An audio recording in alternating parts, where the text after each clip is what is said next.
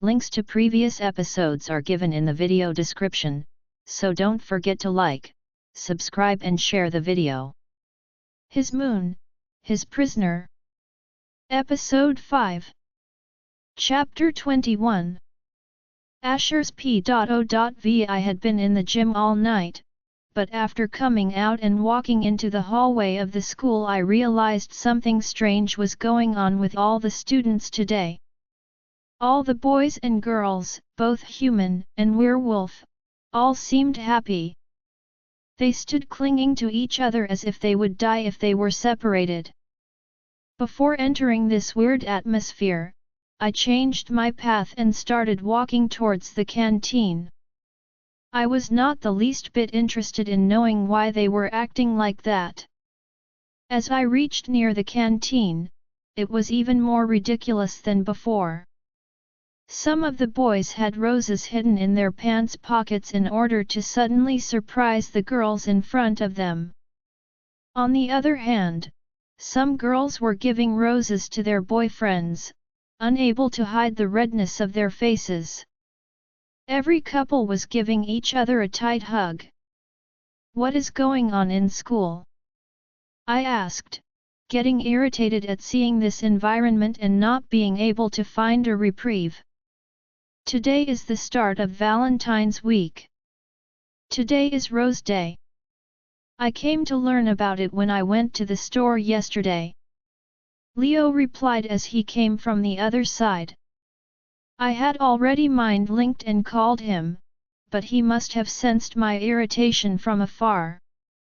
Then finally the craziest day of the year has come, the one in which I hate the most, I complained, heading towards the canteen. Leo also hated Valentine's Day as much as I do. "You should not hate Valentine's Day now, but should be counting down the days waiting for this day. Until a few days ago we did not have our mate, but now we have her, and today is Rose Day," Ross exclaimed, mind-linking me. He was unable to hide his delight, as he kept telling me different things about Rose Day. "Hey Asher," David said as he came in front of me with a book in his hand, totally pretending to be a scholar. The female students were desiring over his handsome face.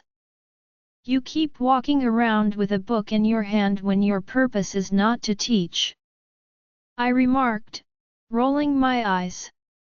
"When I look at the book in his hand he just looks like a hypocrite. He does not come to school to teach, but to spread his handsomeness to other girls." "Yes, you are right. Ha ha ha ha," he replied and laughed loudly as he followed me on Leo's side. "Asher, those girls are waiting for you," David commented, and I had already noticed it. This was the main reason why I had always hated Valentine's week. The whole week was hard to spend in this school. "Just ignore them," I said coldly. I badly wanted to change my path, but this was the only way I could take if I wanted to reach the canteen. "Yes, it is easy for you to say just ignore them. It is my bad luck that the girls cannot give me flowers directly, as I am their teacher. Due to the school rules they cannot show their feelings towards me, so they secretly give me flowers. I wish they could give them to me openly." David expressed the biggest sorrow of his life. "You are free to do anything. Just go and accept it. You will only get kicked out of the school. Nothing big will happen," I taunted. He narrowed his eyes at me. "How mean?" he replied, and I ignored him. "It means like every year you are going to break the girls' hearts by crushing their roses," Leo commented, starting to laugh loudly. David also joined in laughing, while I just chuckled at hearing them. "Is it not obvious?" "Yes, it is, because we have found her," Ross purred, making my heart beat fast at the mention of her. I blocked him out for a few seconds or he was going to keep talking.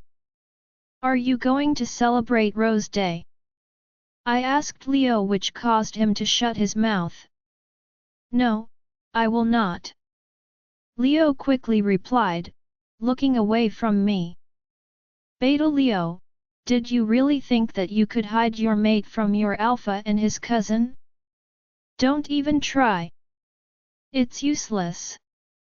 David jested, while poking him in his stomach with his pointed fingers. He was trying to make him spill everything about his mate. Stop it! Leo grumbled, showing his hand, but David was not ready to give up. She is beautiful, David commented, causing Leo to narrow his eyes at him.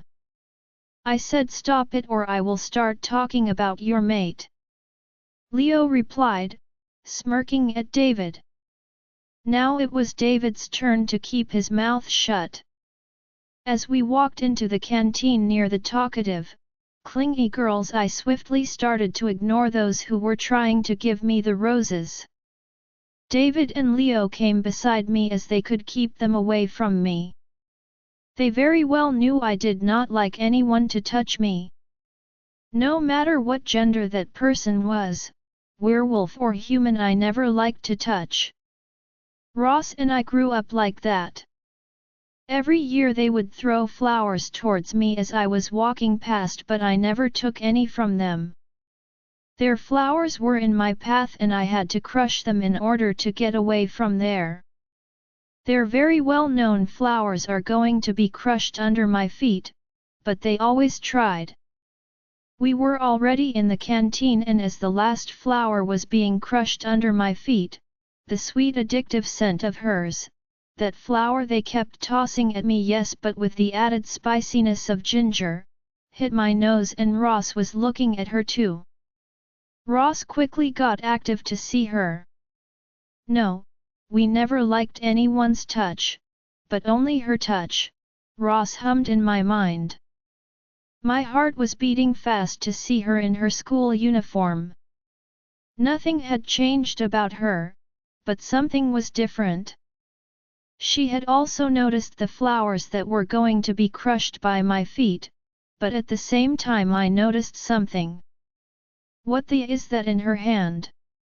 Ross yelled, mind-linking me, and growled in anger. I clutched my palm as my gaze fell onto the beautiful rose in her hand. What? Luna already has a beautiful rose? But didn't you used to say that it is a stupid day and you would never celebrate it? How and when did you give her the rose and I didn't even know about it? David asked, talking that deeply affected my mind. My gaze was already burning that flower and turning its color to black with my rage. It was definitely not given by me. I growled under my breath. Who gave it to her?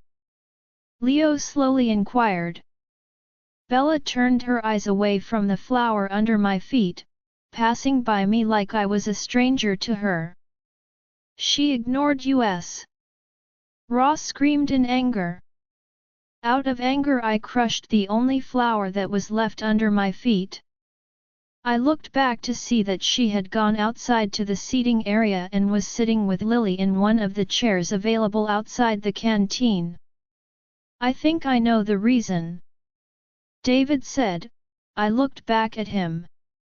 He was looking at his phone. See this? David continued, giving me his phone. Leo was also watching it with curiosity. It was a school page that was only for students and no teachers were allowed on this page, but David was friendly with everyone, so he was also on this page. Actually, he is the one who made it. I felt a sensation in my soul as I read the line that was written. Tyler is trying to hit on Bella as he came to know that she is not the girlfriend of Asher. She confirmed it this morning. What? Leo sounded shocked. There was even a photo that was posted by Tyler when he was giving the flower to Bella. It means that gave a rose to our mate. She announced that you are not her boyfriend. This means she is moving on. Did you hear me? She is moving on and it is all your fault. Ross angrily shouted in my mind. David quickly took his phone back before I crushed it. What will you do? Leo asked. I looked at Bella who was laughing and talking with Lily. Nothing. I do not care who gives her a flower. I also do not care if she accepted a flower from Tyler or not. I replied, sitting on one of the chairs in the canteen as David bought and handed us each a Sprite. Really, you don't care?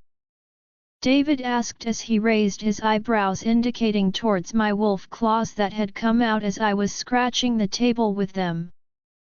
No. I don't care. I barked. Everyone looked at me, even Lily, but not Bella. What's wrong? Leo questioned. I looked at Bella. I was remembering every word that she said to me last night. Her face was now in front of me. Her smile right now was proving that she has moved on. I swiftly moved my eyes away from her as I was feeling sharp pain from only thinking about it. Nothing. I replied. At the same time Victoria entered the canteen and joined Bella and Lily. Maybe they all had plans of meeting here.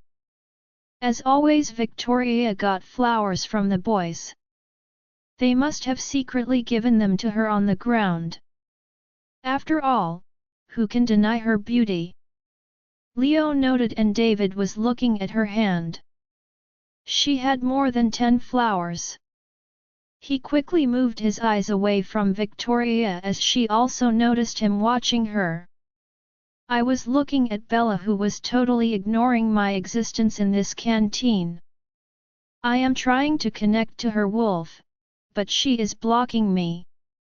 Ross whimpered and was in great sorrow. He was trying over and over again to connect to her wolf and she was pushing us away. I frowned and got up from there. I'm leaving. I told Leo and David. As soon as I got up, David and Leo also got up with me, but suddenly a speedy car entered just outside the canteen school door, attracting the attention of all the students present there. A boy, who was a werewolf, got out of the expensive black car. He was wearing good clothes and he was dressed handsomely like it was only for someone special to him. Ross growled and I did not understand why, but he did not like him. The unknown boy with flowers in his hand was moving his head right and left as if he was looking for someone. I walked to the outside canteen and was trying to listen to Bella, Lily, and Victoria. Wow! Who is that handsome boy? Victoria asked, totally lost in his handsomeness, as Lily also followed her gaze. Wow, really handsome. Lily murmured, also checked him out up and down. Who? Bella asked, as her back was facing that boy.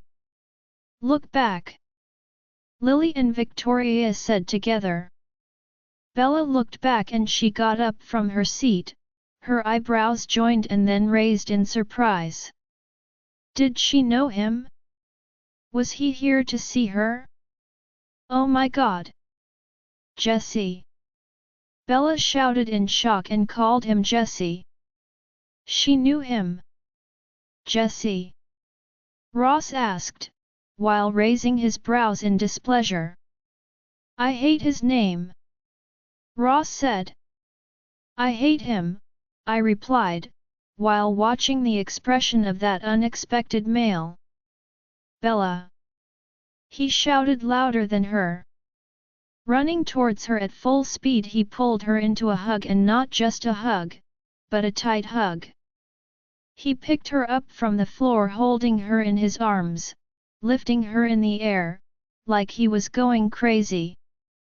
She was looking equally happy to see him. She also hugged him tightly, like there was no tomorrow. "Who is he?" I asked and could not help as Ross nearly came out to see the scene that was going between Bella and Jessie. She was in another wolf's hold. I was breathing hard in anger. Alpha control. We are surrounded by humans. Leo reminded me and David also agreed with him. I tried to close my eyes and control Ross, but it was getting harder for me. I crushed the Sprite bottle with my hand and its glasses stabbed my palm.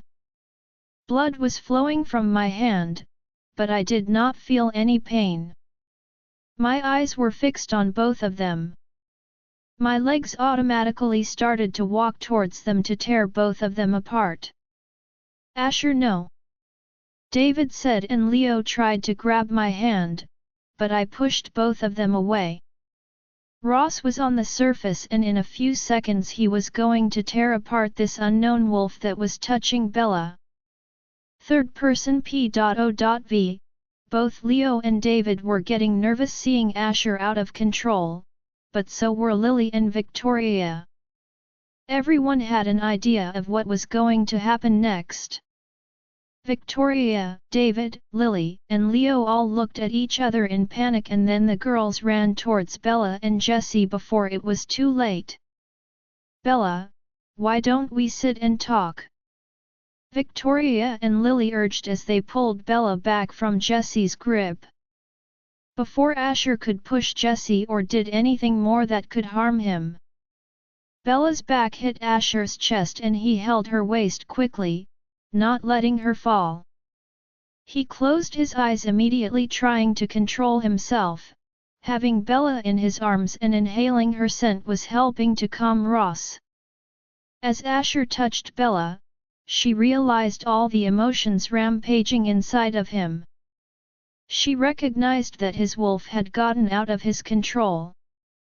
If he were to transform into his wolf, then all the people here would know about him, about werewolves.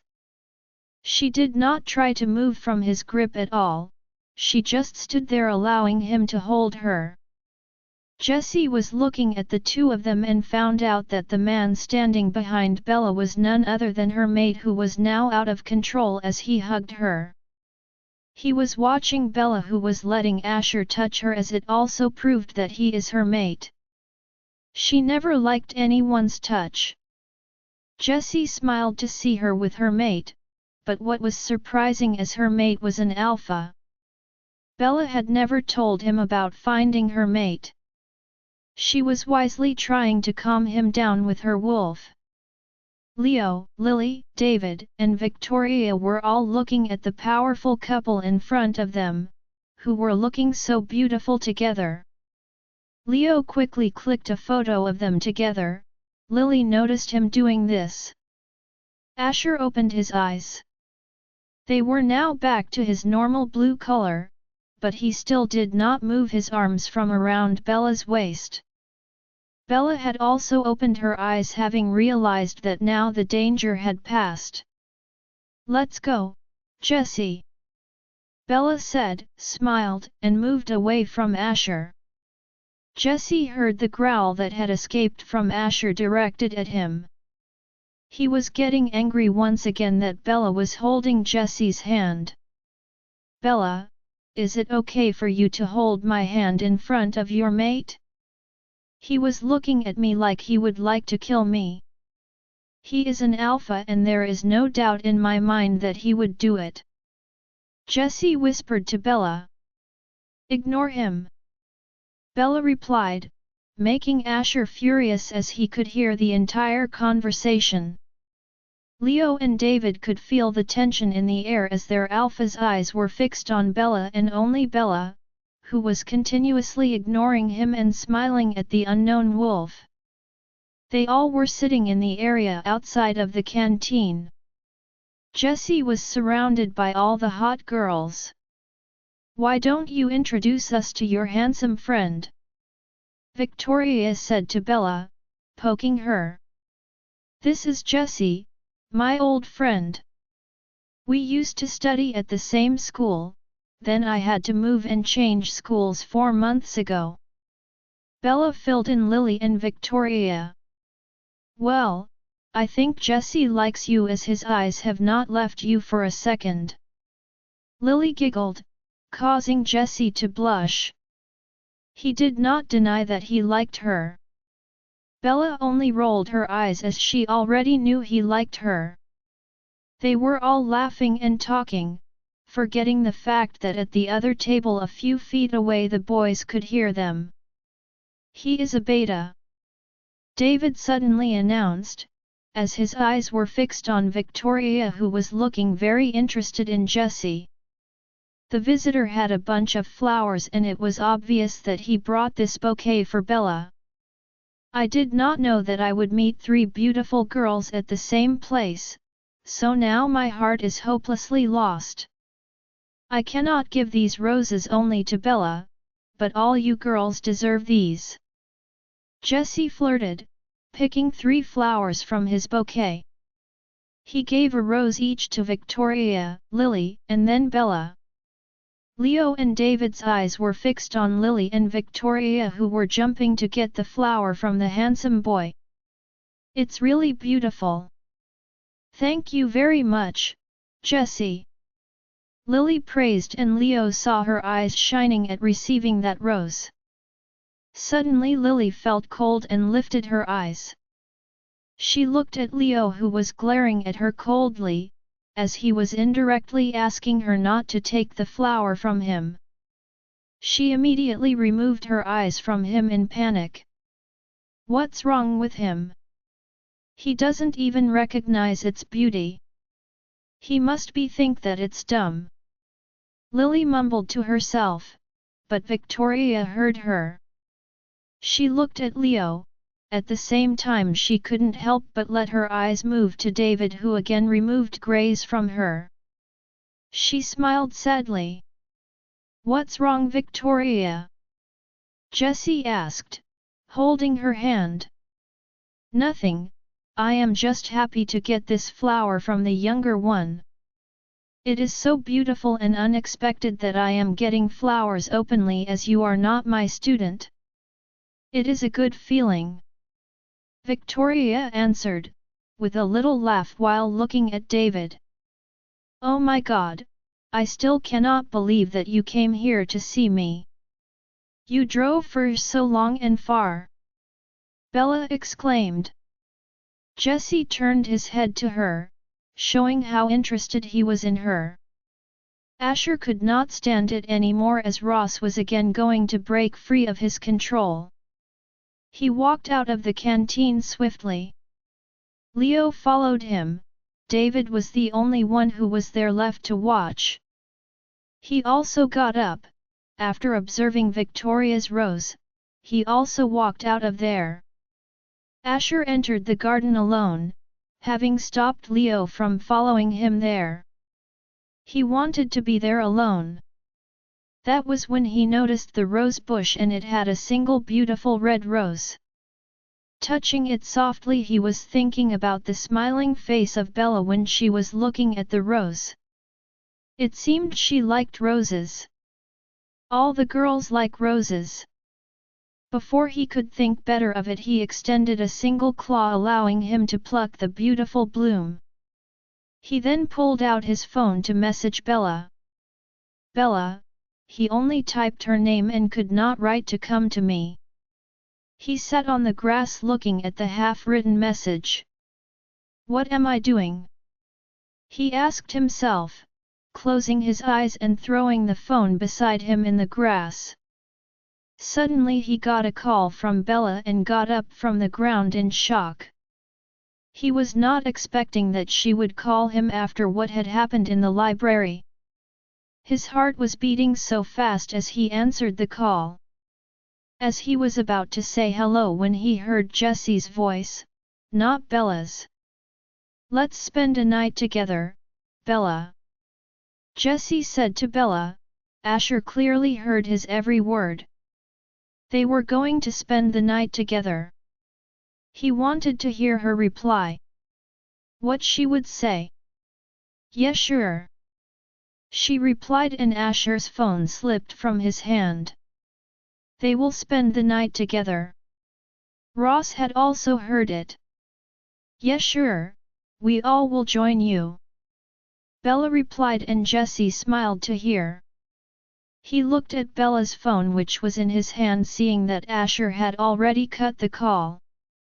Jesse had seen his message and he was the one who called Asher. Bella was unaware of this as she went to buy some drinks for everyone. As he was expecting, Asher had cut the call. Bella gave the drink to Jesse. "Lily is good at choosing the place." Bella was still talking and he was lost in her words when he suddenly interrupted her. "Do you love him?" Jesse asked Bella, who had stopped speaking in order to hear him. "Who?" Bella inquired, trying to play dumb as if she wasn't aware who he was referring to, while she toyed with her drink. "Your mate, your alpha," Jesse clarified. At that moment Bella felt like something was wrong. Her wolf was acting strangely and Bella was feeling restless. She abruptly got up from her seat and ran towards the classroom. Lily and Victoria were confused by her behavior, but Jesse smiled at the sight of her running. He may have not gotten his reply in words, but her actions were speaking volumes. He was happy that she had found her mate, but at the same time he had to lay to rest all hope of ever becoming Bella's chosen mate. Now she had her fated mate. He handed Bella's phone over to Lily. "My work here is done. Now I think I should leave. Tell Bella not to forget me," Jesse said. Lily only nodded her head. Bella had almost made it to the gym when she heard a growl. Her feet stopped in their tracks as she heard a wolf growling, and Leo came out of the room. "Luna, please help," he begged in panic. "What's wrong?" "I heard a growl," Bella replied. "I don't know what happened to him, it happened out of nowhere. But you are the only one who can calm him, otherwise his growl will be heard by the whole school." Leo filled her in, leaving everything in Bella's hands. She again began to move towards the gym. As she entered the room, her eyes met with Asher's wolf form. Now she understood why Lena had been acting weird. He was in his wolf form, angry, crazy, and the door to the gym left was wide open. Anyone who was passing by could see him. She swiftly closed the doors and turned back to him. He had lost control in his fury and appeared completely unstable. Why was he so furious? Bella thought as she watched him. This was the first time she had seen his wolf. He was huge and pure white. She had a strong urge to run her hands through his fur to learn how soft it was to her touch. She saw him ambling towards her. For the first time since they had met, she was seeing an alpha before her.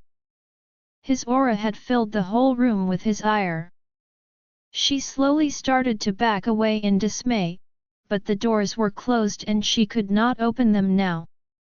Ross had made his way closer to Bella and was standing next to her, looking down at her. He rubbed his head against her head and neck, scenting her. She slowly sat on her knees and extended her arms to his wolf, offering comfort. Ross's fury began to dissipate with every stroke of her hand through his fur and cuddle he received. She sat leaning back against the door while he kept his head on her lap. It was already evening and school was over for the day, yet she was still there. She kept her hands in his soft fun to calm him.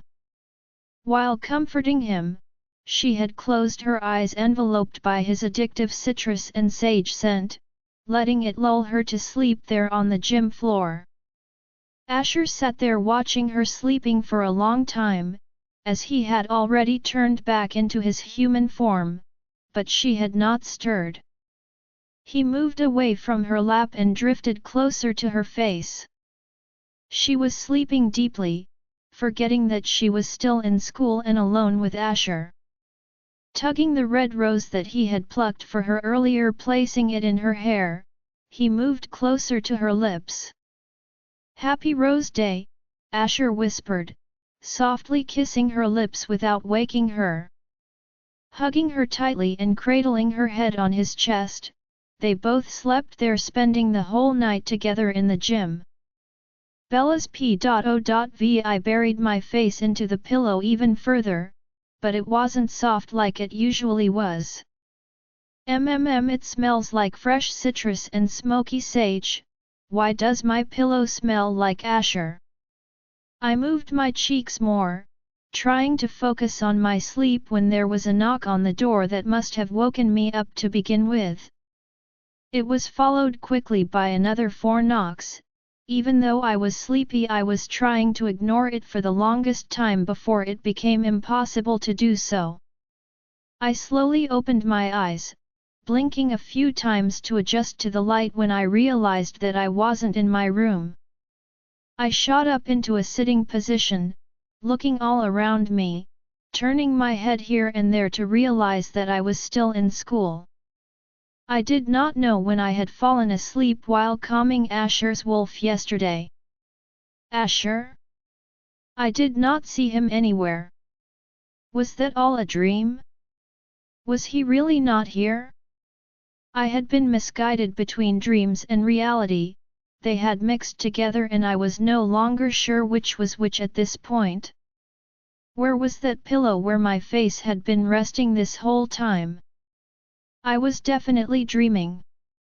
As soon as my hand went to my hair, a rose came down from it and fell. A rose? How did it get into my hair? I asked myself. I was getting more confused. I picked it up from the floor. It was beautiful. A smile came to my face as I smelled it, but the smile disappeared as I smelled Asher's scent on it. Why did this rose smell like him? I again heard a knock on the door and saw that I was still sitting at the gym door and someone was knocking on the door. Bella, I thought that I heard Victoria's voice. As soon as I got up from the ground, I opened the door. Not only was Victoria there, but Lily was as well. Victoria? Lily? What are you two doing here? I asked, still confused. I should ask you that question? You did not even come to the shop last night and you did not pick up the phone either.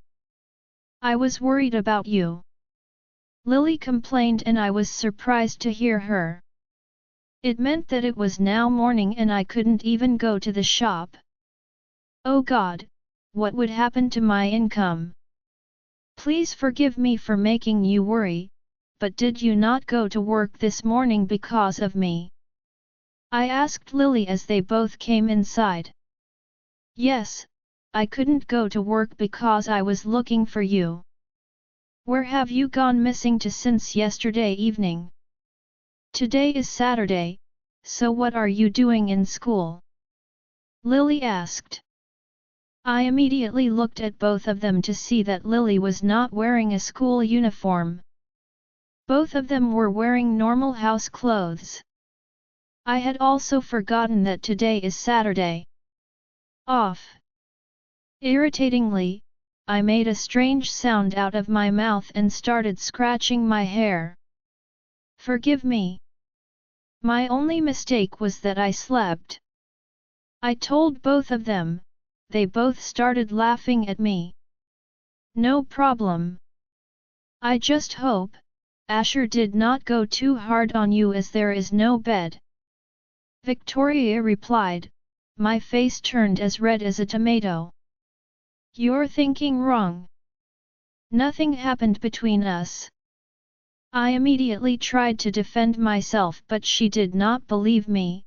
On the other hand, Lily had gone silent. She was just smiling. They were smiling, commenting that I smell like Asher. I also thought that I smelled like him as if I had bathed in his scent. By the way, how did you two know that I was locked in the gym?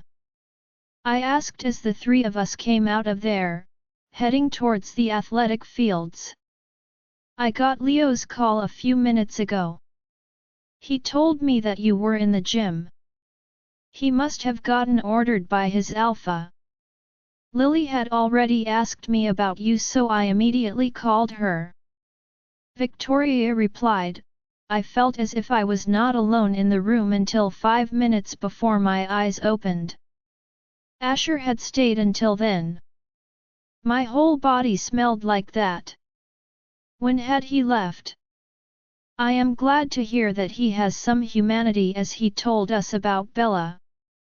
I do not expect anything from him, as he always finds everything around him horrid, useless, and a waste of his time. Lily informed, rolling her eyes, and I chuckled. I think you both have misconceptions about Asher and Leo. Both boys are sweet. Victoria admonished, defending both of them. That made Lily and I roll our eyes.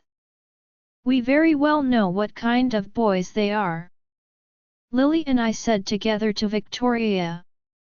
You both will understand soon, but today I came to know that they are not here because they have left for their pack. I heard that Alpha Gabriel has ordered every pack member to be present at lunch. They must be in their pack right now, or maybe they were on the way. Victoria told us, and my eyes went to the parking lot where I could see Asher's bike. It was still there. Let's go to the shop. We have so much work to do there today. It is proposed day. Lily explained, and I nodded as we all left the school. Third person P.O.V. Drive slow. Drive as slow as you can. Asher told David. He slowed the speed of the car even further. David saw Asher lying like a king on the back seat from his view in the rear view mirror. Asher had given this same order at least 100 times. But nothing will happen no matter how slow you drive.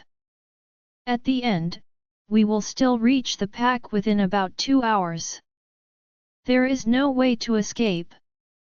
Leo whispers to David, knowing that the alpha sitting behind them can hear him. Because of this I am telling you to drive slow. Asher grumbled, slowly opening his eyes and growling at Leo. Asher could not help grit his teeth in annoyance. As the pack was getting closer, his irritability was becoming more prominent.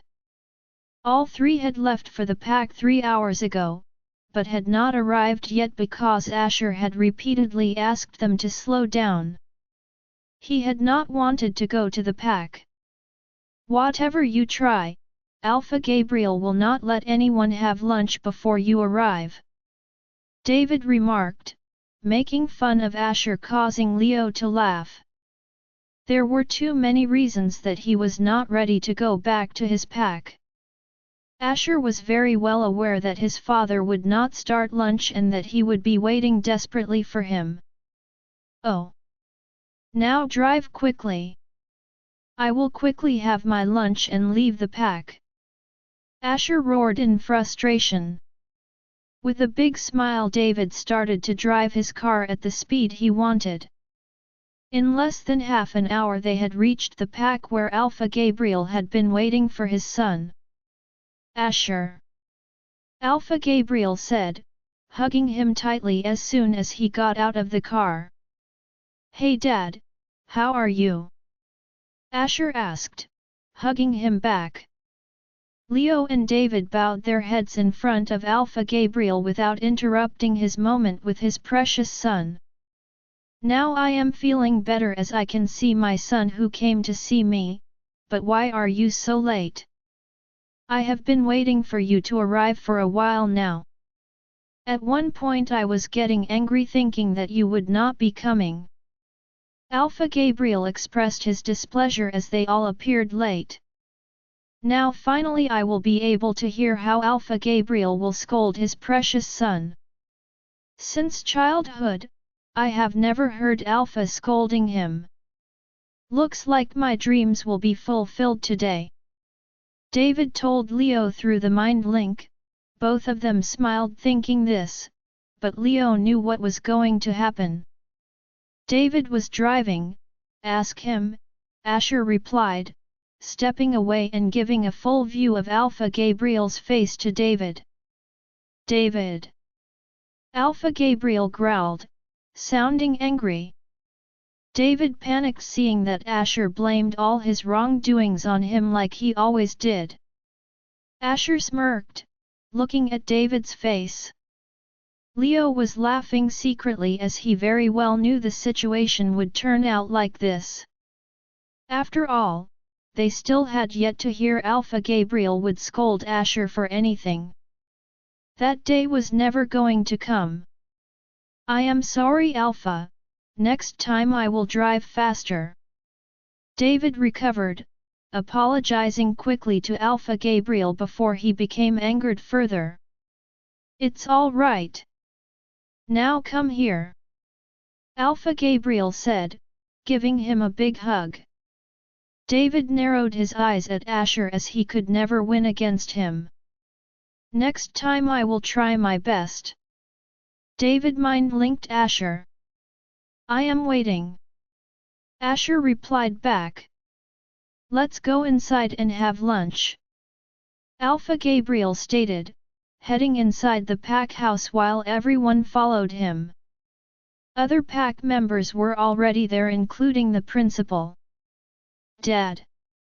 Leo called out as soon as he spotted his father who had come out of the woods. Leo, finally you remember your father. Beta Levi commented, expressing his displeasure while hugging him. For the last 2 months he had not come to see his father. Come on Dad! Now don't start! Leo grumbled, walking inside the pack house with his father. As they entered the dining room, Leo, David, and Asher looked at each other realizing that the danger had yet to come. First Alpha Gabriel and his beta took their seats, but all the boys were standing there talking in mind links. Something is wrong. Leo said, starting the mind link with Asher and David. I know. Asher replied, mind linking. Something is definitely wrong. David continued in panic, mind linking them. Why are you all boys talking using the mind link? Is there something wrong? Alpha Gabriel asked with a big smile to all the boys. No, there is nothing wrong. Asher replied in a calm tone as they all took their seats around the table. Asher was sitting beside his father while David sat beside Asher. Leo was also sitting beside his father and all the boys' eyes were on the principal who was not daring to lift his eyes.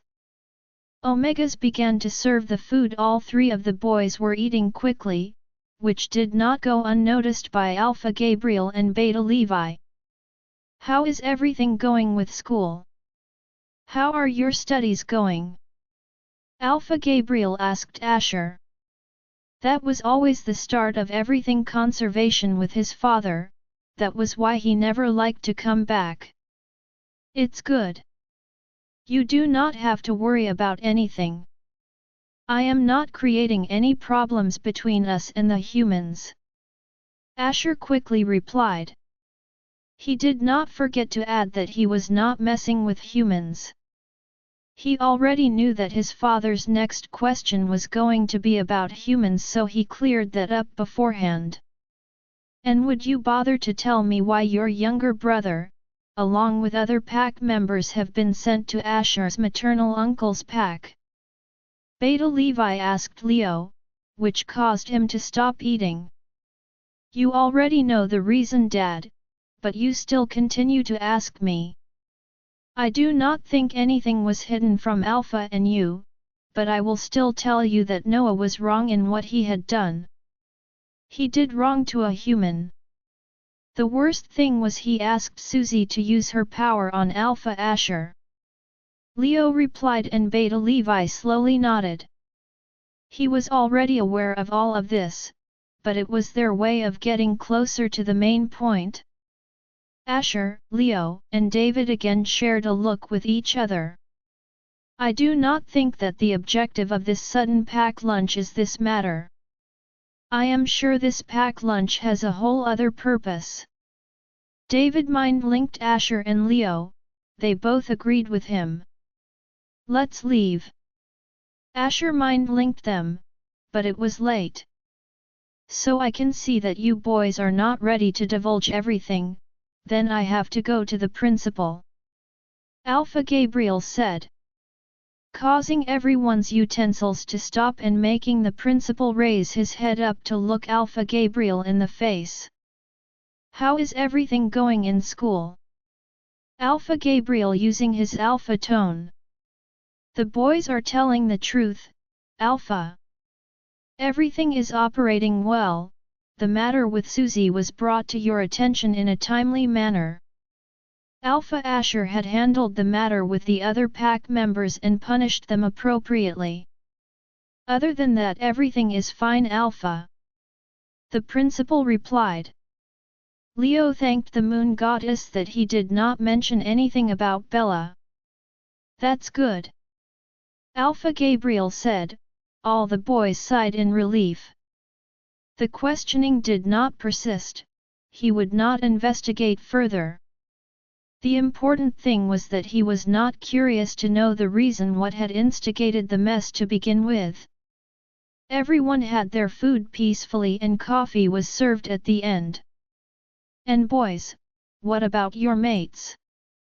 Alpha Gabriel's sudden question caused the coffee to get stuck in the throat of all the boys. David almost choked, the principal quickly passed him water. Now they all understood the reason for this sudden pack lunch, it had all been planned.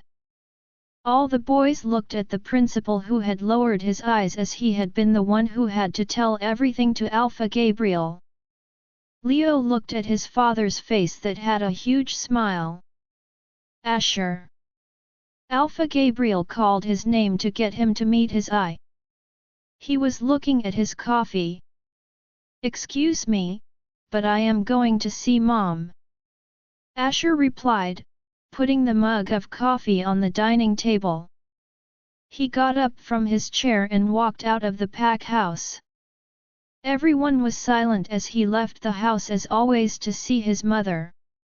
Alpha Gabriel took a deep breath, he was worried about Asher. Leo, you are coming with me. Beta Levi commanded, getting up from his seat. He had already received permission from Alpha Gabriel through the mind link. Leo had to follow his father and now there was only David and Alpha Gabriel at the dining table. David. Alpha Gabriel said, he looked up to his face. He was not talking to him using his alpha tone, rather as his uncle. Yes, uncle. David replied. I heard you rejected your mate. Is it true? Alpha Gabriel asked. David put the coffee mug on the dining table. Yes, I did. David answered without giving any excuse. You are the only son of my elder brother.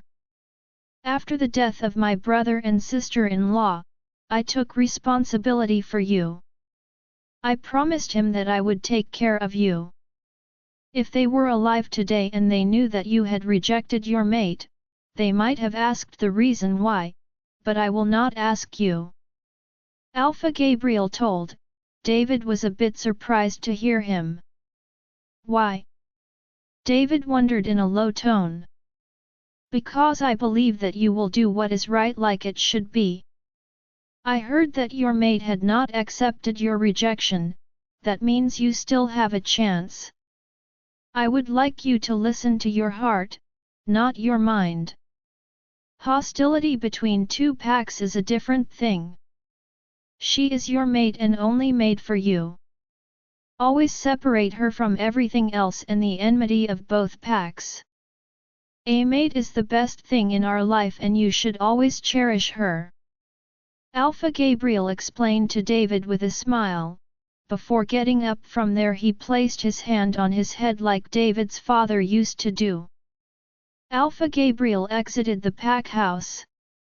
David was still looking at his coffee mug, contemplating what Alpha Gabriel had said to him. Leo was in the backyard of the pack house with his father. The two were wandering around. How long were you planning to hide it from me? Beta Levi asked Leo in a stern tone. I was not hiding it. I was just not telling. Leo responds to his father in a curved manner. Is there a difference between these two things? Beta Levi countered, raising his eyebrows. Okay, I'm sorry. Leo replied, looking away. She is human. Leo abruptly told his father. It was very shocking for Beta Levi. What? Your mate is a human? Beta Levi questioned, wanting to be sure that he had heard correctly. Yes, she is human. She is stupid, naive, timid, and she has a boyfriend. Leo told everything to his father. While digging his foot into the ground. He looked irritated when he was talking about her boyfriend. So your mate has a boyfriend? Beta Levi asked, raising his eyebrows, closely looking at the changing expression of Leo. Yeah, she has a boyfriend. She is very into him. When he calls she gets desperate and panics to answer his calls. She quickly ran away from school, from the store where she works, so that she could meet him. Leo explained. Upon hearing him a chuckle escaped from Beta Levi's mouth. He could hear the jealousy in his words. So it means you are going to give up on that girl just because she is human and she has a boyfriend? Beta Levi inquired and his father's words hit Leo's upside the head. What do you mean? Leo asked, looking up to his father who had an evil smirk on his face. A mate is always a mate. No matter if she is a werewolf or a human. She is only made for you and you have to make your way into her heart. She is human so she cannot feel it the same way you do. You have to kick her boyfriend out of there if he lives where you belong. You have to make your own way, Beta Levi replied with an evil smile, leaving his son with a great dilemma. How can you come here alone to see your mother? She only waits for her son. Alpha Gabriel said and took his place beside the grave of his Luna where Asher was sitting. He was moving his hand over the grave. He was very well aware that Asher only came back to see his mother. He was removing the unwanted weeds from his mother's grave. She would be happy if you would come with your mate. Alpha Gabriel said and Asher's hand stopped to hear him. Dad, you promised me. You would not interrupt in my affairs.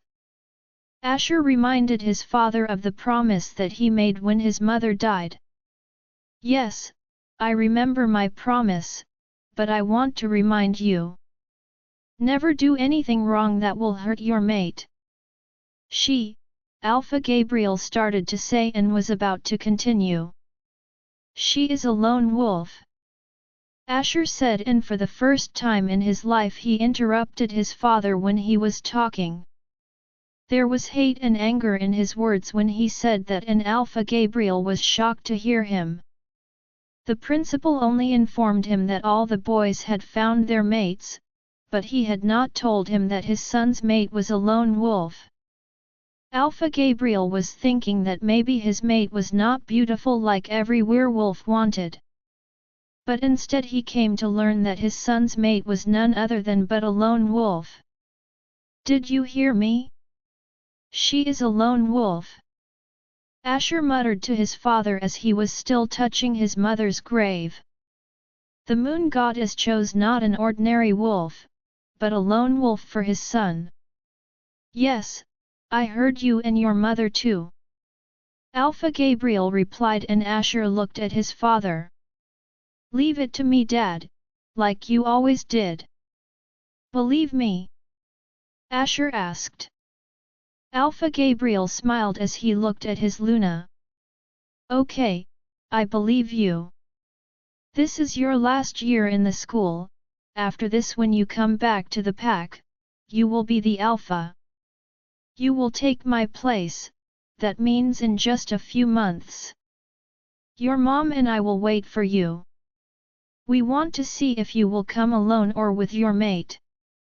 Just remember, she is the only one who will be with you no matter how rich or poor you are. Unconditionally. Third person P.O.V. A very expensive car, driving at high speed, slammed on its brakes just as it reached the entrance to a huge club. The people who had been coming out of the club, especially the women who were holding their boyfriends' hands, all turned around to see who this glowing white car belonged to. The women's boyfriends were growling in displeasure as their mates stared at other males. Everyone's eyes were fixed on the car's doors as two handsome men stepped out. They both ignored the presence and prying eyes of all the women around them, as neither of them wanted to mess with a woman who already had a mate. Today is the day that we go out clubbing together, David announced, yawning and stretching his arms into the air. David had been driving non-stop all day. It had been a long trip for all of them. You have chosen a good location as our club, but I think we are late arriving. We should have come here sooner as it's 10:30. Leo commented, taking his phone out of his pocket and looking at the screen. It seemed that Leo had some other place he wanted to be after this. No problem, the club doors will always be open for us as the friend of the club owner is right in front of you. David said, and a proud laughter passed through his lips, resting in the ears of the man lying on the back seat of the car. What I don't understand is why I have to spend my precious Sunday with the both of you. Asher complained, getting out of the car and taking his earphones out. Asher always found it best to wear earphones to avoid David's and Leo's constant running mouths and nonsense questions. Oh come on dude, we all have to go to school again tomorrow and today is chocolate day, so why don't we all enjoy the club together? David asked, making Asher roll his eyes in boredom. Leo started to move him onto the dance floor. He was making the most of the loud music being played in this club at the moment. The song thumping through the speaker was one of his favorites. But he quickly changed his mind, following David and Asher to the counter. Anyway, going to school was not an option today, so I could not get chocolates from any of my fangirls. Why don't we search for our own chocolates? David suggested to Asher, pointing to the beautiful, delicate, and curvy women readily available all around the club. Asher's eyes scanned a beautiful, small, thin woman up and down. She was wearing too tight and small clothes, showing her to all around her. The woman heard David and blushed as she felt Asher's eyes on her. What do you say? Do you want to try her? I know she is an Omega. David informed Asher, handing him a glass of wine. Don't be stupid. She is a kid and the more important thing is I am not interested in her. Asher replied, leading to David almost choking on his wine, while Leo chuckled. What? Kid? You very well know who she is. She is from our school and she is the classmate of Luna. She is already 17, dude. David exclaimed, trying to explain to him, but Asher just shook his head. She is still a kid because I am 1 year older than her. Asher held firm, giving him a lame excuse as to why he would not be getting close to that female. He knew she would soon move closer as she was listening to them. Then what about Luna? Leo whispered, earning Asher's gaze that was not actually angry like it usually was. What about her? Asher asked, taking a sip of wine, not guzzling it down his throat. She is also 17 if I am not wrong. Leo answered, taking a sip of his wine, playfully trying his best not to annoy his alpha. Asher was looking at his glass deeply, remembering his kiss with her when she was sleeping. The rose he placed in her hair that only enhanced her beauty and the scent that he was obsessed with. She is different. Asher softly replied, while his hand was on the little wolf. David and Leo only smirked, not pulling their alpha out of his musings. Are you still not sure which chocolate you want to eat? Leo asked, ridiculing David. Today I want to eat some new chocolate. David retorted, looking at a woman sitting some distance away that was dressed in white. Asher and Leo saw the pretty, tall girl who was going to be the prey of David tonight, and she also looked interested in him. Asher moved his eyes away from that female and Leo laughed to witness David. He could really make any woman's panties wet. The female came closer to David, beginning to touch his body. I think now I will be busy with her for the rest of the evening, but what about the two of you? Do you have any plans? David inquired when his eyes caught something and he frowned. Asher and Leo followed his gaze, finding out that Victoria was sitting with a man. Not only just sitting, but he was roaming his hand on her arms. I did not know that Victoria was interested in him. Is he not a biology teacher and her pack member? Leo wondered in a deep but slow tone, not wanting to provoke David in the wrong way. Yes, she's interested. Asher commented, his bold words hit David's mind as he clenched his fists in anger.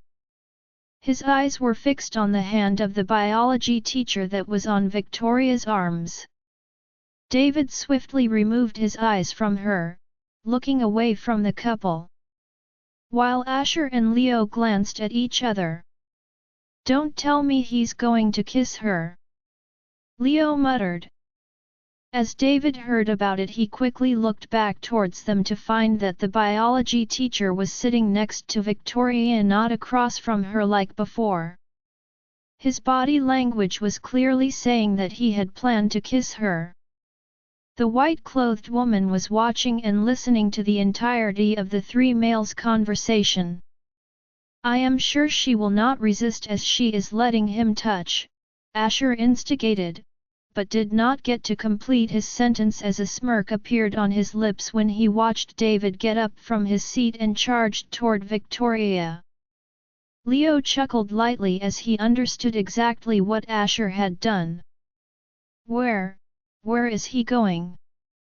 The same thin female, dressed in white, stuttered out as she observed David leaving.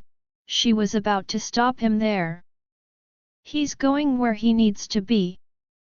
Asher urged, giving the girl a glass of wine and preventing her from interrupting David. Find someone else. Asher suggested to her and left the club, leaving the female mesmerized by his handsome, rude, and cool way that he had spoken to her. Her mouth remained open and Leo was looking at her with a smirk. Sorry, baby girl. You have to give up the idea of hitting on him as well. That alpha already belongs to someone else. Leo informed, also giving his glass of wine to her as he too walked out of there. And what about you? Do you also belong to someone? The female inquired. Leo stopped as he was taken aback by her questions. "Why are you not?" she asked, coming closer to him. "That's what I want to find out," Leo replied, walking out of the club. The girl now had 2 handsome boys' glasses of wine and 3 gorgeous males whose services she would not be acquiring for the night. Regret was clearly visible on her face. David was heading towards the couple, his body shaking with rage as he continued listening to them as he approached. He was climbing the stairs as the couple were seated on the 2nd floor of the club. David's eyes turned red when he saw the board labeling it a private area. Victoria's P.O.V. Victoria, what did you say? Just accept David's rejection. As you know, my mate is dead, so maybe we could have a second chance with each other. We were childhood lovers and I really love you, Victoria. George urged. All I could do was listen to him. He already knew that David was my mate and that he had rejected me, but it still caused me pain to think about that particularly harrowing event in my life, so I just slowly nodded. George, everything you are saying is correct, but I will I began, but couldn't finish my words as David's large hand slammed down on the table, causing all the alcohol on it to fall over and spill on George's clothes. I was startled to see David here, never mind him looking ready to explode. He must have heard what George had said and saw me nodding my head, that must have blown his mind, causing this burst of fury. David! I called in a panic. What kind of behavior is this? George angrily asked, getting up from his seat. I used to think that you were just a biology teacher, but now I am also aware that you have experience in how to manipulate people. How dare you? David sneered, using a smirk to try and cover the unbridled fury building inside of him, but I could still feel all of it in his heart. I got up from my seat, sensing that David's wolf was too angry. He had heard everything and now there was going to be a huge fight, but George isn't a normal wolf, he was the strongest wolf in our pack. He was the first son to the alpha of my pack and I couldn't deny him, that was why I had come with him when he asked me to go out clubbing with him. What do you want to say, David? George asked, gritting his teeth in irritation. I looked around to see if anyone would or could help, but everyone was just watching us like we were some soap opera come to life to entertain them. I knew I could not handle David, as he wouldn't even look at me. Ever since he had rejected me, he had always acted like I was invisible to him. It had caused me a lot of pain, so I knew that if I asked him to stop the circle would just continue, but George the First could totally handle. George, please stop, there are humans here and they are watching us, I do not want a fight. I pleaded, but could see that he wasn't listening to me either. George and David stood closely in front of each other and I could hear the low rumbling growl emanating from both of their chests that they were directing at each other. George, stop please, let's leave, I said, grabbing his hand. When David witnessed that he looked like he was getting even angrier. Let go of his hand, David shouted, growling at me and pulled my hand away from George's. Why? She can touch me if she wishes and what do you mean I am manipulating her, David? Why do you even care about it? George asked as I looked at David. Does David really care about me? I thought to myself, I couldn't help but smile at the thought. My wolf was also happy at the pleasant feeling of our mate caring for us. She has received a rejection. She is a rejected mate. I am just trying to comfort her, I do not want her to become a witch as she has no mate. George scoffed, snapping me back to reality. He had just called me a witch because I got rejected by my mate. Was he for real? Most of the other she-wolves in our pack who got rejected turned into witch for the other male pack members, but I had not expected that George would think that I would stoop to that level. Now I was feeling dirty. You! How dare you call her a witch? David yelled, about to punch George, but I quickly stood in between them looking at David. There is no need for all this, just pretend that I am invisible and that you heard nothing, like you always do. I snipped, grabbing my purse. I knew that David could feel the sheer agony I was in from George's words combined with the wounds from David's previous actions. Are you clear now? Victoria is from my pack and she will listen to me, George said, grabbing my hand, dragging me away from there. I did not try to stop George, just quietly followed him as he brought me out of the club. George, let go of my hand, you are hurting me. I pleaded, but he just tightened his grip, causing me to moan to slip past my lips as he harshly dragged me away. Now you have to choose, Victoria. I cannot wait any longer. I doubt David's intentions. He only rejected you in name, he does not want to let you go. I do not want to lose you again. Just reject him and come with me. George yelled, having stopped walking. He turned to face me and was met with my surprised expression. What? Why are you still thinking about him? George shouted at me. My heartbeat was steadily growing faster, thinking about how David didn't want to let me go. My wolf was looking for David, both of us only wanted to see him. That was when I felt more pain as George grabbed me, pulling me out of my thoughts. Don't you even dare! Don't you dare think about him again! Don't force me to make you used to my hand! George warned, grabbing my face and pinching my cheeks. I shivered when I heard him say that as I knew what he was trying to say.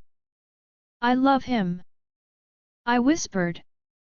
No you don't, you love me. It is only the mate bond that is making you think that you love him. You love me and only me.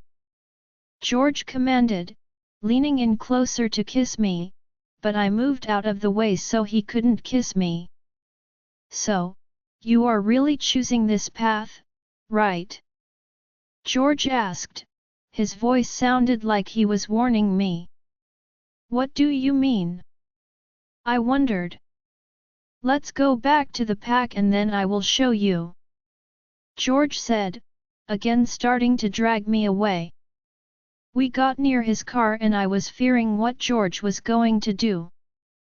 I knew that as soon as we got back to the pack I would have to see the alpha. I knew that he would not tolerate that I had offended his son. Please, George, listen to me. I stammered, but he just ignored me carrying on. George! I screamed in pain trying to free my hand from his. Suddenly George's hand was harshly shoved away from mine as he was pushed into the side of his car. I was pulled back and when George glanced back he realized that I was no longer there, but I could still see him. David! I heard George angrily shout, now understanding that David was the one who had pulled me back. David had not attacked him or it would have been an act of war between the two packs. What are you doing? Let me go! I urged, pulling my hand away from David, who was in a burning rage. I knew he had stopped his wolf from coming forward at the club. But I also knew that he could feel my pain, sorrow, and the most important thing, that I still wanted him as my mate.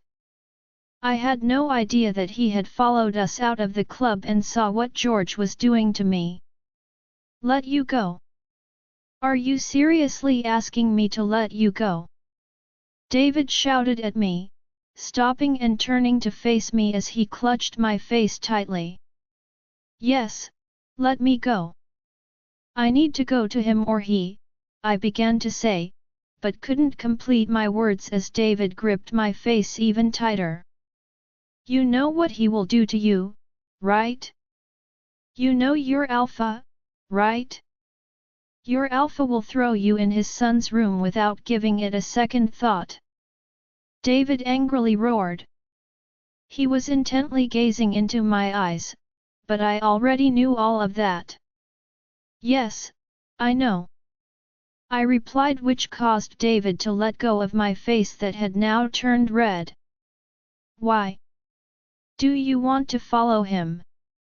David asked, resting his forehead against mine. I was going with George, knowing that I would not be able to come back.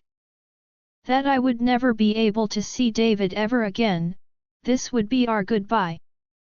I have to follow him, I don't want to be a rogue. Alpha will kick me out of the pack if I do not obey his son. No matter whether I go back with him or not, I will have to obey what George has decided for me. Alpha wants a woman for his son, and George has spoken to the Alpha about desiring me. Alpha also wishes for me to choose George, as he knows that I have been rejected by my mate, otherwise worse is waiting for me than becoming a rogue. I explained, pulling my hand away, telling David everything. David must have understood what I was telling him, because he moved closer to me, looking in my eyes. So what if he kicks you out of his pack? Join another pack. David shouted exasperatedly at me, knowing what the worse than being a rogue part was. Really? I am not as blessed as you may think. I am afraid that they will reject me when they come to know that I have been rejected by the nephew of Alpha Gabriel. At least George is willing to let me live in his pack. I replied, keeping my tone level, but it caused jealousy and hate to spike in David's eyes and heart. Oh, so you will not leave the pack? It seems like you are also interested in becoming his W*E. David scoffed, pulling my body closer to his. What? I asked in disbelief. He knows the situation is not in my hands, and yet he was still talking to me like this. Let go of my hand, I said, pushing him away as tears rolled down my cheeks. Why? Don't you like the truth, or am I not saying enough? David asked, breathing heavily. I was getting aggravated listening to him talk to me like this. I said, let me go. I shouted, but David pulled me back to him. No, I will not. How many times have you been with him? Was it before or after I rejected you? How low are you willing to go to stay in that pack? David asked. I pushed him away from me, using all my strength, and slapped him across the face. I hate you, David. I hate the moments I prayed to the moon goddess to be your mate. I hate myself for falling in love with you. I lamented, wiping away my tears as there was nothing but silence left between us. Don't worry, from now on I will move on with my life, just like you have. I will forget you, David. I vowed, looking at him for the last time as I walked away from him. I could feel David watching me as I vanished into the dark. I could even feel as he closed his eyes because his wolf and he were in so much pain, but wasn't this exactly what he wanted? I was walking down the dark street close to my apartment and the only sounds to be heard were that of my sandals as I walked and my own sobs. Both my wolf and I were in complete and utter agony. I thought that it would be easy to move on, but I was wrong and now it had ended. Now I have to return to my pack and accept a relationship with George or Alpha was going to make me the newest witch of my pack. I had already gotten a warning from the Alpha as soon as he had heard I had been rejected. He had taken a hit to his ego due to the fact that I was rejected by an enemy pack and now he was making it hard for me to live in the pack. I only had two choices left. I could warm George's bed or I could warm the bed of every wolf in the pack. I was standing still in the dark street, looking up at the moon, thinking. Now it's finally time to let go of David. It is time to accept his rejection, I muttered to myself as a fresh set of tears gathered in my eyes. I was just about to say the words when I caught David's scent, cool mint, and sharp tea tree oil. The next thing I knew my body was being pushed up against the wall. I was startled, causing my eyelids to close in panic, but my body was being covered by a much larger one that had pinned me against the wall. I opened my eyes to see that it was David. David, take back my rejection and accept you, Victoria, as my mate. David whispered, my eyes widened at hearing him. I peered at his face making sure that I heard him correctly. I was shocked to see that he was aroused. David pressed his lips to mine, but I was so stunned that I didn't open my mouth and grant his tongue entry. It was like a dream, it had to be a dream or something. David pulled away from me, asking the question that I had been longing to hear from him since we found out we were mates. Do you accept me as your mate? Do you accept that I have taken back my rejection? David asked and I nodded, but knew I needed to say the words to make it official. I, Victoria, accept you as my mate. I replied as he crashed his lips onto mine. His hands wandered down to my body and began to lift my dress up as his fingers made their way between my thighs. He inserted his finger inside me, causing me to moan in both pain and pleasure. I opened my mouth for him, giving him entry. David quickly added 2 more fingers, thrusting deeper and faster inside of me, as his wolf had already made me aroused and his fingers were wet within seconds. David lifted me up and I wrapped my legs around his hips as I felt his thick hard member pressing against me. He started slamming it inside of me, revealing his hunger and desire for me. David grabbed my hands, pinning them above my head with one of his, while still holding me up against the wall with the other. I could not believe that I was giving and my mate was taking my virginity in the dark street near my apartment. I could feel a pressure building up in me and he must have felt the same because suddenly I felt a pain in my neck and realized that David was marking me. My canines elongated as I sank them into his neck, marking him as mine as well. Tears came out of my eyes as everything still felt like it was a dream come true. Yes, this had to be a dream. After all, why was he doing this when he didn't love me? Losing my virginity felt real, the pain felt real, his mark felt real. I felt myself falling into the hands of darkness, but before that I heard something being whispered to me. Mine. David claimed me. I felt like my body was being lifted into the air, like I was in someone's arms and in just a few seconds my body made contact with my soft bed. Third person P.O.V. As soon as Bella had walked into the store she got straight to work as she had already missed out on a lot of her wages due to her own negligence.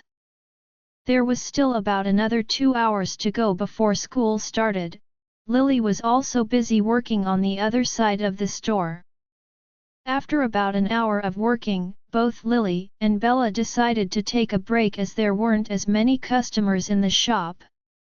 "My neck is hurting a lot," Lily groaned, moving her head from side to side with a mug of coffee in her hand. She was trying to get some relief, but Bella noticed that it appeared as if Lily hadn't slept at all last night. "Why? What happened? Didn't you sleep very well?" Bella asked. But Lily found it very difficult to answer such a simple question. Last night Oliver and his friends had been drinking and partying in the hall of the house. The noise of their music, mixed with their loud voices and strange animal-like sounds, could be heard throughout the house. They had all been completely insensitive. Lily hadn't been able to sleep with such an uproar going on around her, but at the same time she was scared that the neighbors would soon complain to the police about the noise. Last night Lily had locked herself in her room in fear that one of Oliver's friends would try to come in. The party had started at midnight and continued until 4 in the morning. The only reason it had stopped was because Oliver and his friends had run out of alcohol. These parties occurred about 4 times a week, leaving Lily forced to spend the night pacing around her room, helpless in the entire situation. She couldn't leave her room even if she had wanted to, or else she would be spotted by Oliver's terrible drunken and disgusting friends. Oliver always brought home any random person that was willing and ready to get drunk with him, no matter how vile they were. "I was not able to sleep last night. Now my head is bothering me because of it, but I expect that this coffee will give me some relief," Lily replied, lying to Bella with a slight smile. Bella had noticed that Lily never talked about her family. Perhaps she didn't feel comfortable talking about them. That was why Bella never asks questions about her personal affairs, as she doesn't want Lily to feel uncomfortable. "Lily?" Bella asked, attracting Lily's attention to her, while they both enjoyed their coffee. "Yes," Lily answered, licking the coffee off her lips, and looked at Bella with her big doe eyes. "You know, if there's something in your heart that you ever want to share with someone, well, I would be very happy if I become that person," Bella nervously suggested, giving Lily a reassuring smile. Even though she was unsure of how Lily was going to react to her offer, Lily was able to understand the hidden meaning in Bella's words. "Thank you so much, Bella, that really means a lot to me. I know that you are always ready to share the sorrow and pain of others, but I don't want you to do that with me.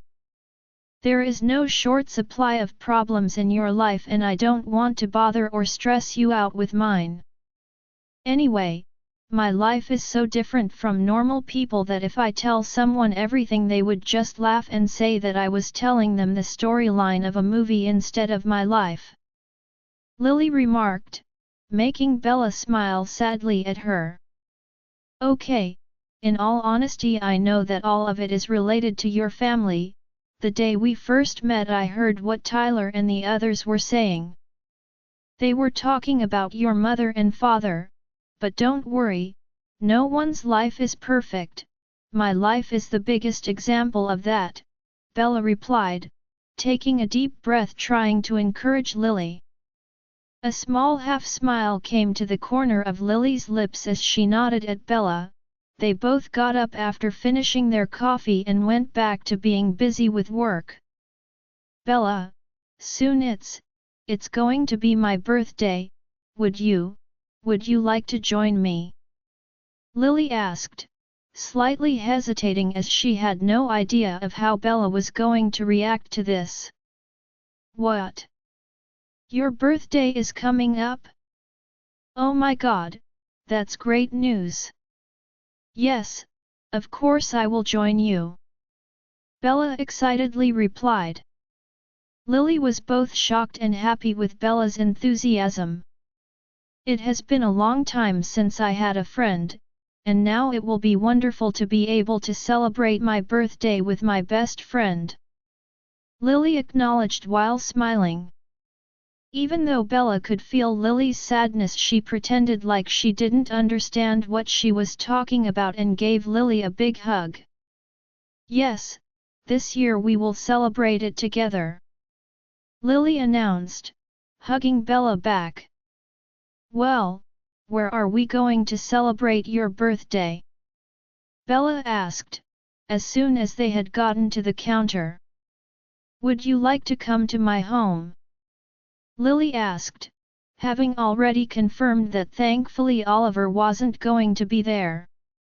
Oliver was going to be out of town on her birthday as well as the following day.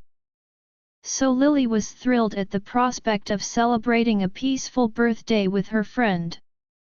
Okay, let's do it. I will come to your house, Bella replied. Someone suddenly cleared his throat asking for attention. When they turned around they saw that it was the manager. Ladies, would you please come with me? The manager asked them, fixing his glasses on his nose.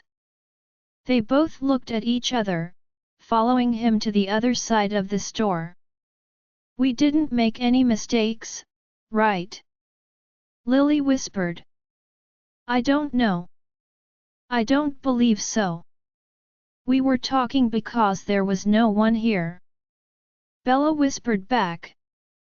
The manager stopped and turned to see the two beautiful girls who looked nervous. No need to be nervous, girls. I have called you here because I want to tell you both some important news, the manager said with a serious tone and a high chime in his voice, absolutely increasing the curiosity in the girl's heart. What's that? Bella and Lily inquired, stepping forward a little. This shop has been sold, the manager announced. What? Bella and Lily shouted together, their jaws dropping open in shock. Yes, the shop has been sold, the manager repeated again. It means that we have now lost our jobs, Lily concluded. Now we cannot work here, Bella concurred. Now what will we do? Bella and Lily asked, both of them turning to face the manager. Chill, girls, and let me finish talking, the manager said dramatically. Someone else has purchased the shop at double the price, so you are both still employed here. He ordered us not to fire any of the old part-time workers, the manager explained, giving both girls relief. Thank God! Lily and Bella exclaimed together, sitting down in the chair. But what about pay? Did the new owner change that too? Bella wondered. The manager's nod snatched the floor out from under the girls. What? How much has he decreased the pay? Lily asked, sounding doomed. Now what was she going to tell Oliver? He always waited for her to give him as much money as she could. He only waited for her arrival with money in her hand and would really hurt her hand if she gave him less money. Bella was not in a position to think anything, as she was running out of money now. Her mom's card was nearly empty after she had bought lobster for Asher. He had tried giving her money, but she had not accepted it. She still had not paid her last electricity or water bills. Actually, the new owner did not decrease the pay, but he did increase it, the manager explained. His words pulled Lily and Bella out of their thoughts. What? Bella asked, hoping for something good. He increased the pay and now it is double, the manager said. Bella's black beautiful round eyes widened as she heard double. What? Doubled? Lily exclaimed, blinking her eyes in disbelief.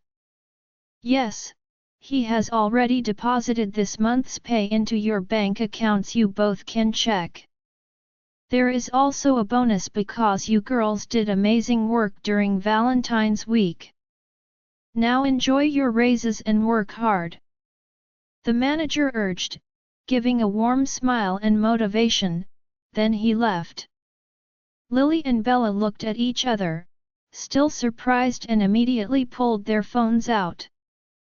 I must be dreaming! Lily almost shouted. Seeing her reaction, Bella also checked her account. Oh my god! I think I am too. Bella admitted, counting the zeros in her account. Her mouth had fallen wide open along with her eyes. The new owner had paid double and the bonus was also staggering. The money she used to buy the lobster and other things came back, rather it was more than the money that she spent. Suddenly she had become rich. Now if she does not work for a month deciding to stay home like a cat, then she would still be able to save a lot of money and pay all her bills. Incredible, absolutely incredible. Bella and Lily jumped up from their seats hugging each other. Oh my god, this is really going to help us and solve a lot of problems. Lily happily shouted. Yes, it is, Bella replied with the same amount of energy, but then abruptly stopped when she looked back at her account, which was now full of so much money it was as if she had won the lottery or something. I wonder who the new owner is and why he has such a big kind heart. Bella asked and Lily stopped jumping. It is all rather dubious, you're right. Lily replied, suddenly thinking the same as Bella. Work had now finished and it was now time to head to school. Their classes went by fast and now it was time for a break. So wearing short skirts showing off their slim pretty waists and their long beautiful legs paired with a short sleeveless top, revealing how slim and smooth their arms were, Victoria, Lily, and Bella looked like models as they walked out onto the school athletic fields. Bella's P.O.V. By the way, there is a mark on your neck. It suits you, I joked, taking the ball from Victoria's hands with a devilish smile. Lily was looking at Victoria's mark in shock and it made her blush. Thank you, Victoria replied, rubbing her hand over her mark. But what happened when you went to the New Moon Pack to take the oath? How did Alpha Gabriel react to seeing you? I inquired. As I bounced the ball on the ground, moving my body and the ball, surrounded by only Victoria and Lily. We were the only three on the basketball court, playing and talking as it was our lunch time, but none of us wanted to eat as Lily and I wanted to celebrate Victoria's happiness with her. Today Victoria had arrived at school just before lunchtime and asked us to meet her on the basketball court after changing out of our school uniforms and into our sports clothes. Last night after David had marked me, I passed out and when I opened my eyes I found myself at the New Moon Pack. Honestly, I was scared as I had no idea how I had gotten there. But then Alpha Gabriel walked into the room followed shortly by Beta Levi and David. I was so scared to see them, but David sensed my fear and quickly came and stood beside me. Alpha Gabriel actually turned out to be a hell of a lot kinder and more sensible than the Alpha from my old pack. He was so good to me, accepting me into his pack straight away. I was shocked to see that not only Alpha Gabriel, but also Beta Levi was kind as well, and they are honestly the most suitable Alpha and Beta I have ever seen. Now I understand why the New Moon Pack is the largest, most powerful pack in the city. I took my oath and now I am a member of the New Moon Pack. I was able to come back to school to see both of you with Alpha Gabriel's permission. Victoria replied. Taking the ball from me, Victoria swiftly threw it into the basket while my attention was diverted. I smiled at her, as she was too quick for me, but then again she was a coach and a pro. That's awesome, Lily replied, complimenting her. I knew she was not only talking about her skill, but also about everything that she had told us about Alpha Gabriel and Beta Levi. It confirmed for me that Lily knew about Asher and I, about us being werewolves, even though she doesn't say anything about it. Lily was highly intelligent. With the way that she talks, it was clear that she knew about us and everything. She must have researched it, but I also thought that it was good, as she was not like the other humans who ask a lot of unnecessary questions about us. Actually, Lily had never asked anything, as she was intelligent enough to understand the situation, but the way she was looking at Victoria's mark was rather cute. It's great that you are finally with David. Should we now assume that everything is okay between you two? Lily asked, snatching the ball from Victoria's hands. This time she was the one to throw it into the basket. We both looked at Victoria and saw the sudden change in her face when she heard David's name, but she didn't reply right away. Both Lily and I were watching her face. Something was wrong. They had both marked each other and Victoria had accepted David, but something was definitely off. Maybe Victoria hasn't forgiven David for everything he had put her through to get to this point. Asher's P.O.V. Leo and I were heading towards the canteen to fill our stomachs with some good food when my eyes caught sight of David running towards us. We already knew everything that had happened last night. David came next to me and began to walk with us. Why do I feel that someone should be really tired and his legs must have given up as he was too busy to pleasure someone last night? Leo sneered at David, while looking at me, and I chuckled. Ever since last night, Leo had taken an oath to poke and make fun of David to the extent where he would spill every last detail about his wonderful night with Victoria. But Leo did not get the reaction he had anticipated. All he earned was a long face and deep sigh from David. Leo and I exchanged curious and befuddled looks. What's wrong? I asked as we walked into the canteen, taking our places in line. Why are you so late? Where have you been? Don't tell me you were still busy with Victoria, clinging, cuddling, and not ready to leave your cozy bed. Leo chided, making fun and earning a stare from David's angry eyes, which had turned red. What? A cozy bed? Clinging and cuddling?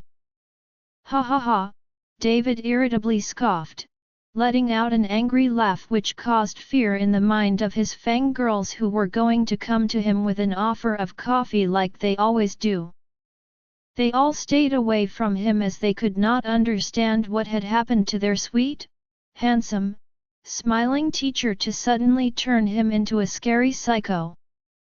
What's wrong? Leo asked, lowering his tone at seeing David's abnormal behavior. I am dead, now, so dead. When I marked Victoria and brought her back to the pack, Alpha saw the condition she was in. It was clear that Victoria had been crying a lot. Leo's mother was in the room with her the whole night and took care of her. Alpha lectured me for not taking proper care of my mate. He was so angry that I had rejected her first and caused her so much pain, too much agony. Alpha Gabriel and Beta Levi both berated me for more than 2 hours, nearly making my ears bleed. In the morning after Victoria had taken the oath, they all had breakfast with Victoria, but I wasn't allowed to join them at breakfast as part of my punishment, and I nearly died of hunger. What I had done was criminal in Alpha Gabriel's and Beta Levi's eyes. They were both glaring furiously at me the entire time. I felt as if I had made a mistake and should just hang myself now, as the whole time they were cooing Victoria, and now she has become like a daughter to Leo's mother, the one she had always wished for. The whole time she was with Leo's mother, chatting, laughing, and smiling with her, but she didn't look at me once. I tried to get near her. I badly wanted to take her over and over again, but she just kept pushing me away. For 5 whole hours she wasn't alone for a single second. When I went to my room to see Victoria, she wasn't there. I panicked when I could not smell her anywhere in the pack, only to come to know that she had returned to the city. She didn't even tell me she was coming to the school. You have no idea how crazy I went when I could not find her. I drove my car at full speed to get here. Now that my wolf can finally catch her warm vanilla and cinnamon scent in the school, my heartbeat has gotten back under control. David replied, slamming his drink down on the table after gulping down its contents in one go. Was it really that bad? Alpha and Dad were really that upset? Leo asked. He looked scared of his father's anger. Yeah, they turned into demons when they came to know how I had treated Victoria, and now the same will go for both of you. When they come to learn of how the two of you have treated your mates, then I don't think they will even allow you to stay in the pack. The punishment could be the hardest, especially for the both of you as the future leaders.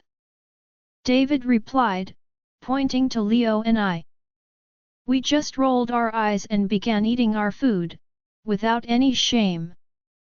David must have been really hungry, as he had ordered a hell of a lot of food, way more than Leo and I. Why is the canteen so empty today? David asked. I looked around to see that he was right. There were only girls here, not a single boy was here except for us 3. Hey, where are all the boys? Why is no one here? David asked, stopping a young girl who blushed as David spoke to her. They are all outside watching Coach Victoria, Bella, and Lily. The girl said, not even able to finish her words. What? We all growled in anger, as all the boys were watching our girls. The food slipped from Leo's hand and my eyes turned red. What? Why are they watching those girls? I shouted, kicking the table in anger. I got up from my seat, sniffing the air to follow Bella's scent.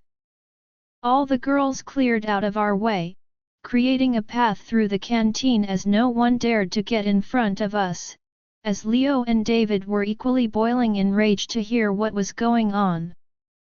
We are here in the canteen and she is on the basketball court where boys are watching her. Ross growled in my mind. I tried my best not to imagine what part of her body exactly those boys were watching. Just thinking those words made me want to yank those boys' eyes out of their heads. I reached the basketball court.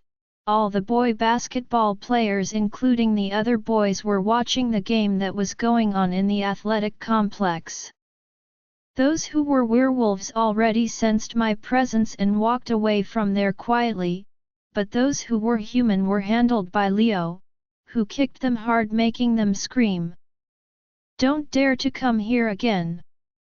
David growled, forgetting that he was a teacher. Since he had marked Victoria, he had gone crazy for her, and now the only males that were there were the 3 of us. I am going to Victoria, David announced and started to chase after her as she was walking towards the locker room. Where is she going? Leo wondered, raising his eyebrows. I looked to see that he was watching Lily, who was running out of the main school door with her bag in a hurry. Leo had a weird look on his face, like he was feeling something unusual. "What's wrong?" I asked Leo, whose eyes were still fixed on Lily's vanishing figure. "I don't know, but I want to find out.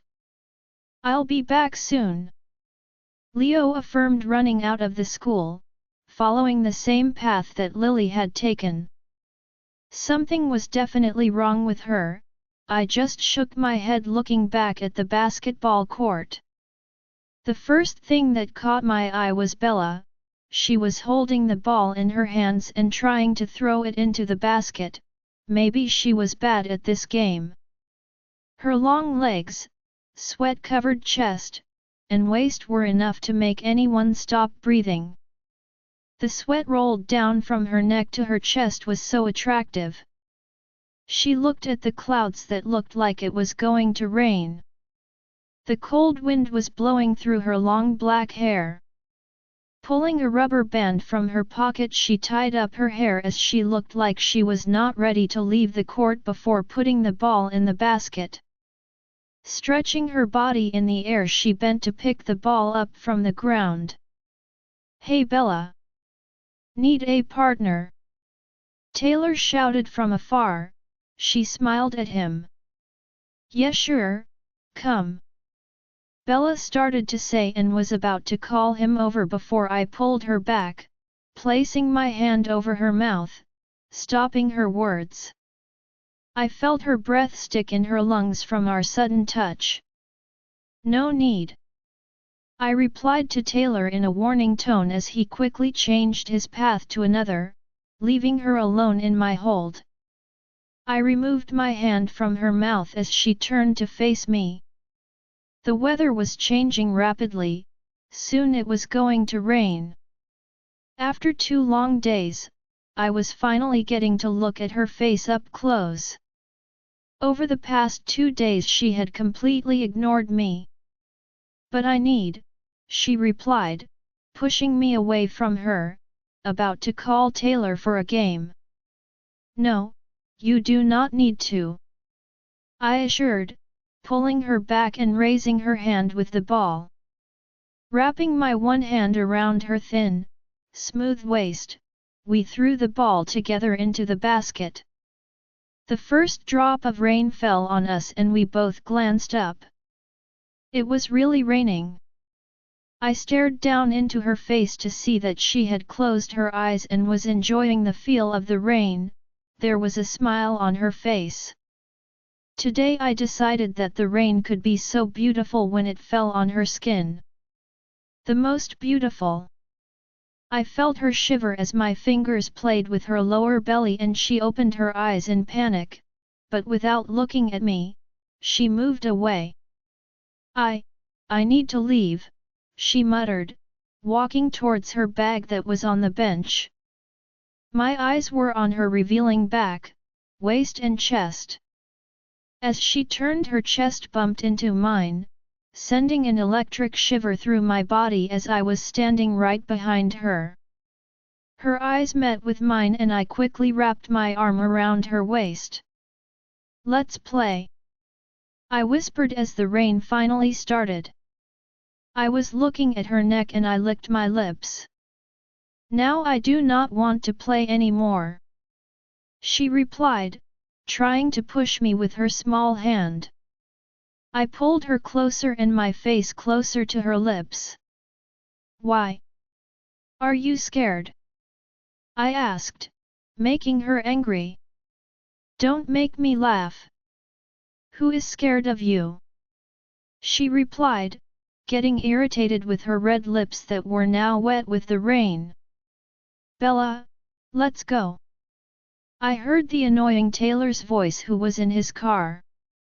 "Let's go? What does he mean let's go?" She nodded her head. Now I understood that she was going with him. "Yes, I am coming," Bella answered. "Let me go," she said, removing my arm from her body.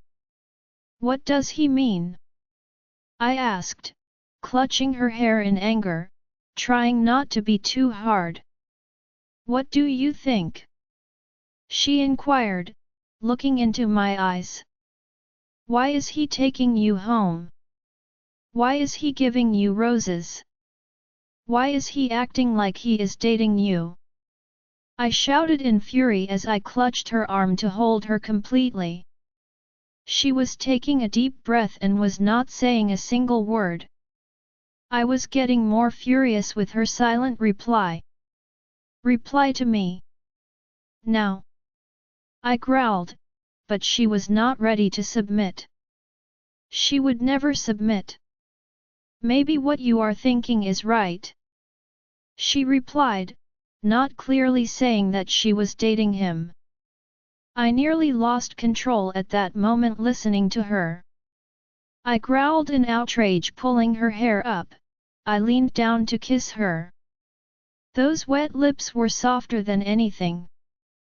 She tried to push me back, but I just held her hands back, letting go of her hair. I grabbed her body. I glared at Taylor, who ran away from there as he understood that he was no longer needed here. Let go.